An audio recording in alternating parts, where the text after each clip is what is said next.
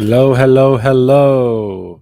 It looks like I'm flying solo today. So, welcome everyone. I'm Sean Michael, the Inner Potential Activator, here to help you lead and live from the inside out, from the place of identity instead of obligation.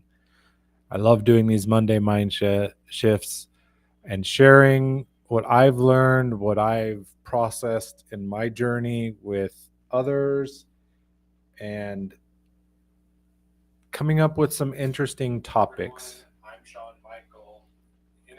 And, I also love working with my co host, which I didn't hear from her today, but I don't know.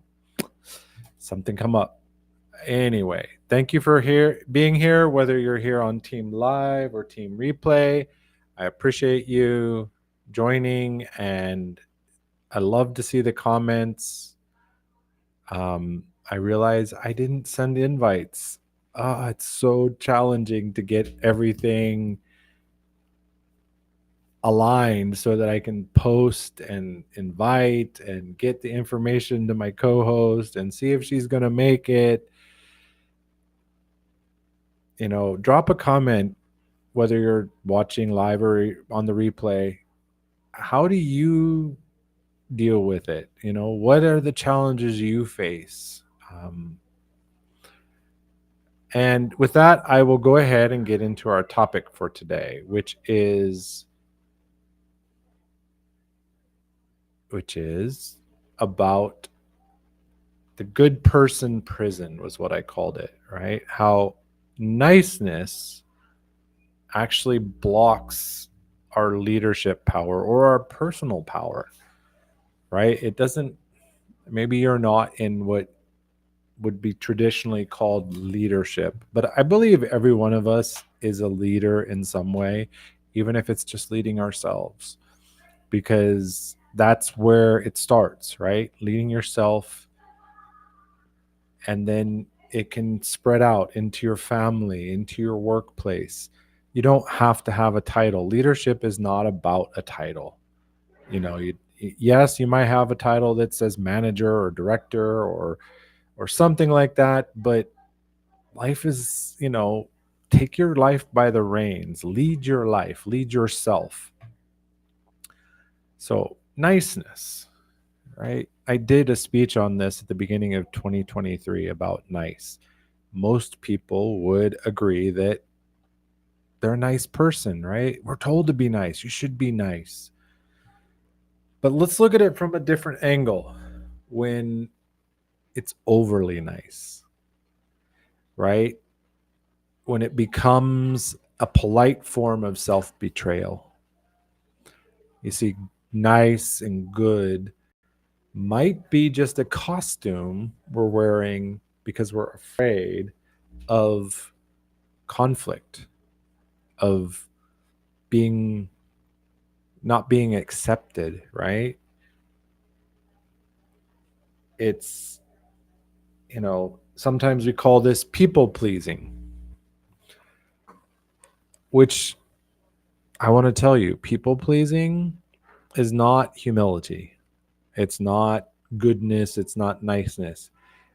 It's just control in a good costume. We're trying to manipulate how we're being seen when we're acting as a pleaser. And the truth is, if you're always being liked or if you're always feeling liked, you might not be truthful. You might not be really showing your truth and who you really are.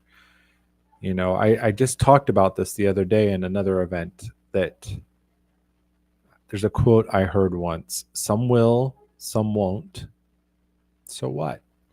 Right? You're not for everyone in your life. You're not meant to be a friend to every person that you meet, or a compatriot or a partner or anything like that. Some people are going to love you. Some people will not love you. Some people will strongly dislike you. it doesn't mean anything about you. It means something about them. There's something, maybe you're talking about something that ignites an old memory. In Leslie's event earlier, she was talking about fear, and we were talking about being afraid and how it's a fear of criticism and rejection. We don't it's human, right? We want to be accepted, we want to fit in. But the truth is, you weren't born to be palatable to everyone. You were born to be powerful. So let's look at how you can take more of your power, right? And I don't mean power in that arrogant, rude, we see it so much, right? That this power that people exercise and they're manipulating and everything. We're not talking about power like that. We're talking about power to be you, to live the life you want to live, to be surrounded by people that want to be around you all the time, who love you in spite of your flaws and your mistakes and your quirks and idiosyncrasies. Life is so much better in that zone, because there's something I call the approval trap. And the reality is that approval trap is just our ego dressed up nice for work or for church. Often this addiction to approval hides behind what we call virtue. Like, I'm loyal, I'm helpful, I'm flexible. But what is the cost? Your time, your truth, your impact, your joy and peace in your life. So what is it? My question, what do you avoid saying in order to keep the peace? I recently had this with my wife. She grew up in an environment where she was always the peacekeeper. So if there was a problem, she instantly jumped in like, okay, how do I make this person more comfortable? How do I fix it? Right? If her sisters were fighting or something, how do I mend the break? Often trying to keep the peace and avoiding saying what's really needs to be said, it's what keeps us stuck.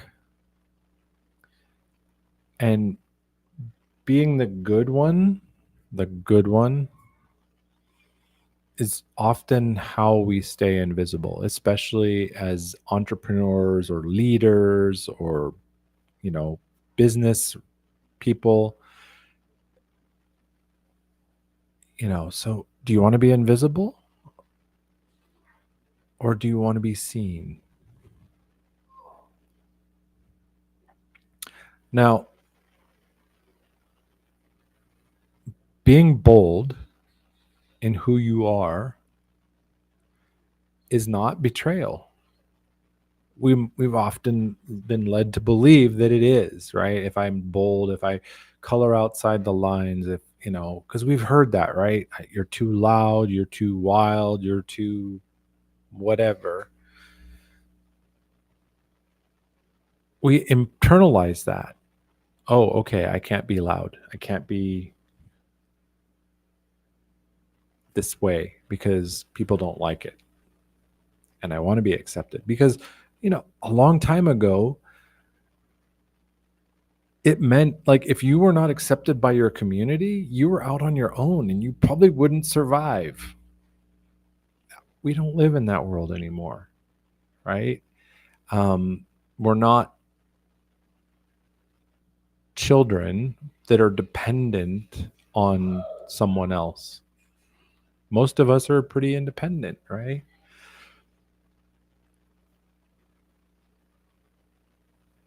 And I just talked about this on another event. I was on a podcast today talking about playing small, right? And the reality is we don't have to burn everything down to stop playing small. We can get out of that small without having to burn everything to the ground. That's my journey. I burned it all down. I don't recommend it, right? You can make small changes today to play bigger. It just requires that you become willing to be misunderstood, to be told no sometimes. No, we run away from the no. We don't want to hear no. We're afraid of it.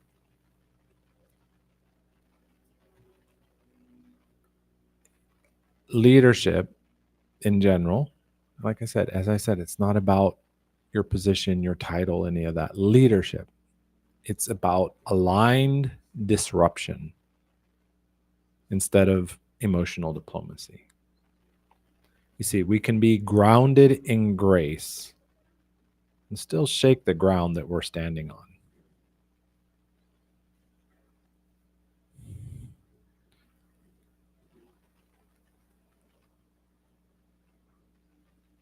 I have some questions, and I don't see any audience because I forgot to send the invites. So hopefully people are watching this on the replay. I'm sure they will. I know some said they were. They registered, but they weren't able to join the live. Where are you being agreeable while muting your own voice by paying the cost of not speaking truth, the truth as you know it? Or what role has approval played in how you live, how you lead? How do you shrink? How are you shrinking back from who you're meant to be? Playing it safe, playing it small. And what truth do you keep swallowing because you're afraid of being too much? Right? It's okay to be loud and wild and who you are. Everybody won't like you, and that's okay.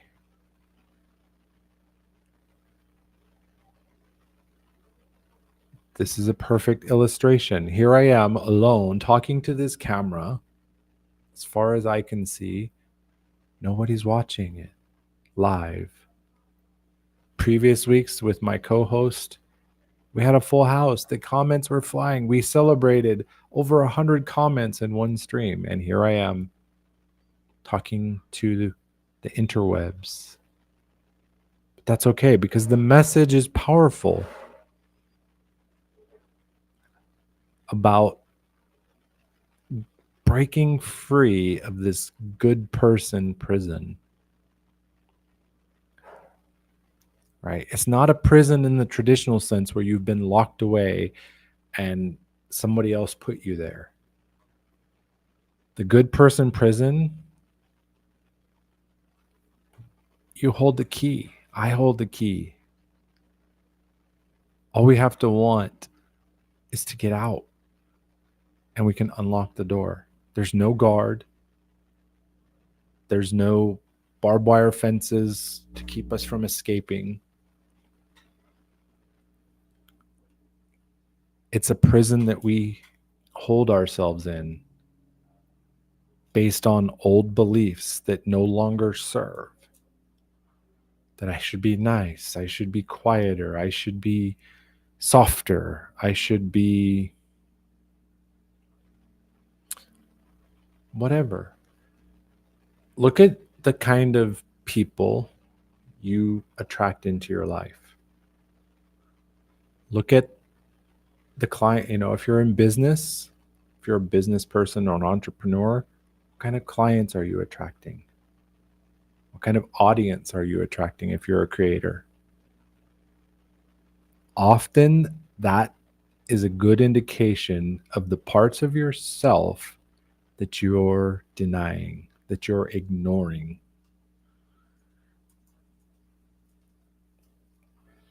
Because we resonate with that. It triggers something in us and triggers something in them.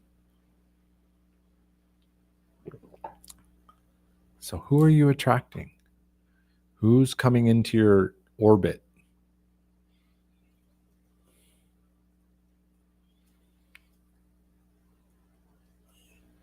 Hello, Lisa. Thank you for joining. I'm so happy to see I was just talking, Lisa, I don't know if you heard it, about the good person prison is self-imposed. It brought to mind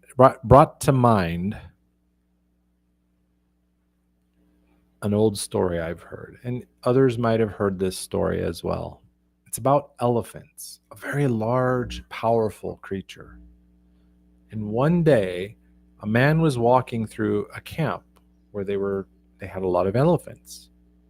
And he noticed that the elephants weren't in cages and they weren't even being kept with heavy chains. All that was holding them in place was a thin, small rope tied to one leg. And he looked at the elephants and he was confused. He couldn't understand why these strong beasts didn't just pull the rope and the stake right out. They could have easily just walked away. But they didn't even try. So he became curious. So I want to know what's happening. Why do these elephants just stay with this tiny thin rope? So he went looking for somebody to talk to, and he found a trainer not too far away. And he said, "Why do the elephants just stand here? They don't even try to escape." And the trainer told him, when they are very young and very small, we use that same size of rope to tie them. And at their young age, it's enough. And they become, as they grow older and stronger, they become conditioned to think they cannot break that rope because they couldn't before. They become trapped in the thought that I can't break the rope. In their mind, they believe that rope will still hold them. So what is it that's holding you that you learned a long time ago when you were younger, smaller, weaker, that's still holding you back from living, from being the person you were meant to be, from living the life you were meant to have?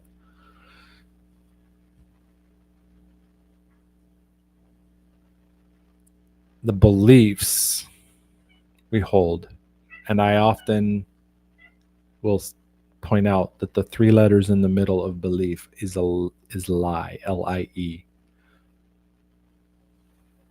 My pretext is our beliefs are lies, but which one do you want to accept? Do you accept the lie, the belief that you're not good at something, or you should be less of this or more of that? Is it still true today?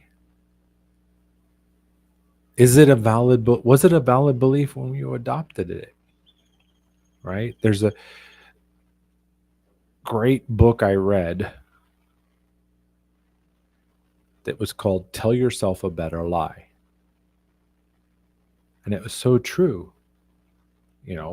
What lie do you want to accept? The lie that limits you or the lie that empowers you?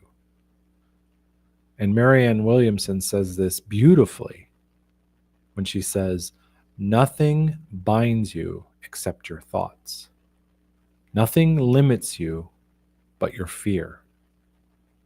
And nothing controls you except your beliefs. So what's controlling you? What's binding you? What's limiting you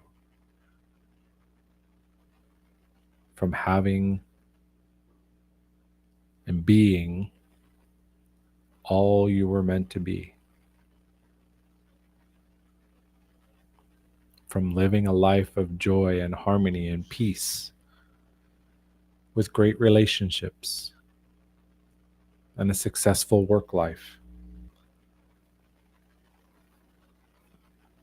I know myself, I decided I'm no longer believing those old beliefs, those old lies. Nobody's listening. You're too smart. You're too childish. Becoming a father, I've gotten to own my childishness. Right? I remember a story when my wife and I first got married. My friend and I, two grown kids, basically, we went to Toys R Us, which is a store in the US that sold toys and games and things for kids.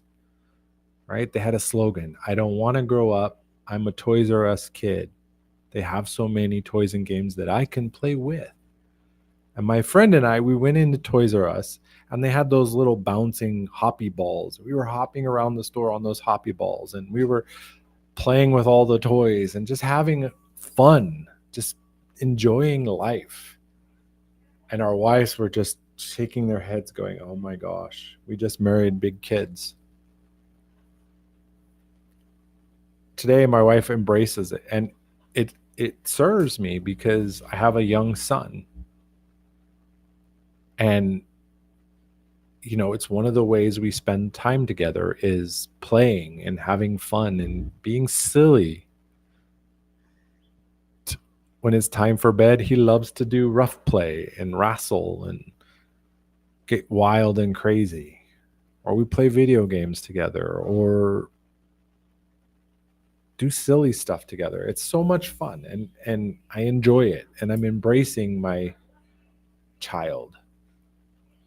Because honestly, as a child, I didn't get to enjoy as much of it as I could have. My parents divorced when I was 15. I had to take responsibility, or that's what I believed at the time, because mom was working full time. I was the oldest of 4 kids. Somebody had to watch them. Mom didn't have money to hire somebody. So as I near the end, because as you might know, when I don't have a co-host or an audience, my events tend to be much shorter because I came prepared for a conversation, not a monologue. So in closing, I want to bring up this. What's one place in your life where being nice has replaced being real? And what would it look like to honor your values, even if it cost approval? And in closing, as I wrap this up, I'll say this. If you've been carrying this pressure to be likable, agreeable, to be the good one for way too long, I have a few spots available to have a conversation. No sales, no script, just an opportunity to look honestly at how you might have been shrinking to survive and how you can shift and stop shrinking. If you're watching the replay, drop voice in the comments and I'll share some details. or send me a message if this resonated with you. If you're tired of playing small, of shrinking back, of being agreeable and peaceable, the peacekeeper. Because my mission is all about empowering people, igniting the fire in people. And it started with me. Are you ready? Thank you very much.